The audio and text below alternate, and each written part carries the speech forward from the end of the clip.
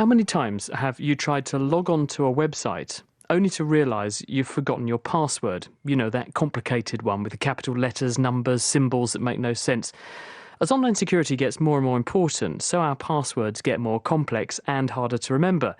But imagine if logging in was as simple as remembering a familiar face, rather than a string of letters or numbers. Rob Jenkins, an expert in facial recognition from the University of York, thinks that our ability to spot people we know, whether they're pulling a funny face in the pub or posing for a formal photo, could form the basis of a new type of login.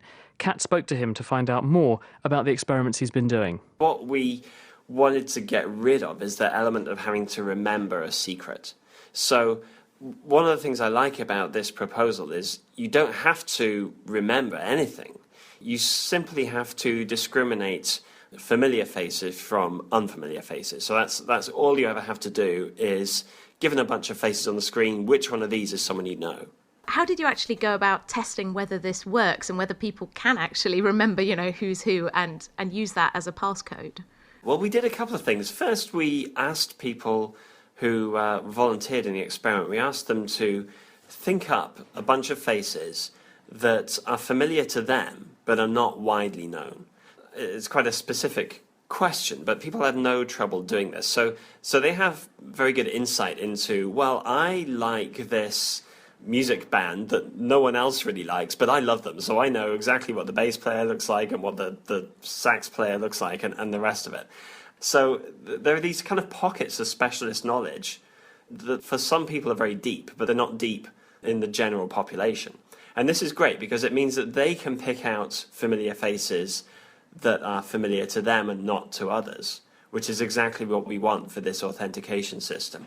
So once the user has nominated a set of target faces for them, so these are ones that they will register with the system, we could simply compare the legitimate user's ability to authenticate and log into the system with the ability of, say, their spouse to try and enter the same account.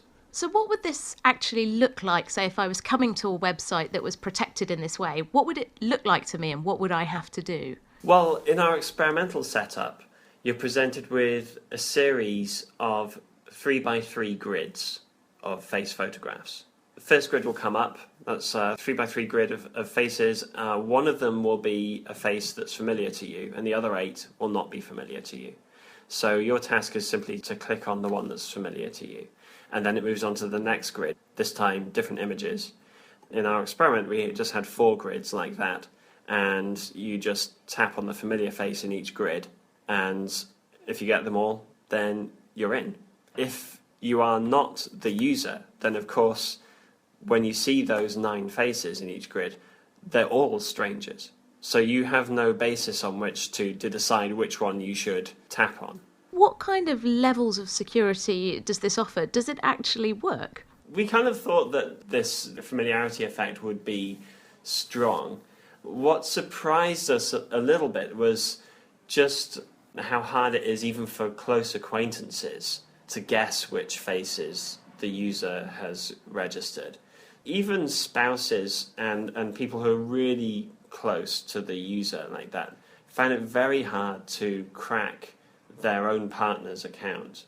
That was kind of surprising to us and somewhat reassuring, just how little overlap there is between the faces that I know and the faces that you know or my friends know, and it's not hard to find regions outside of the overlap.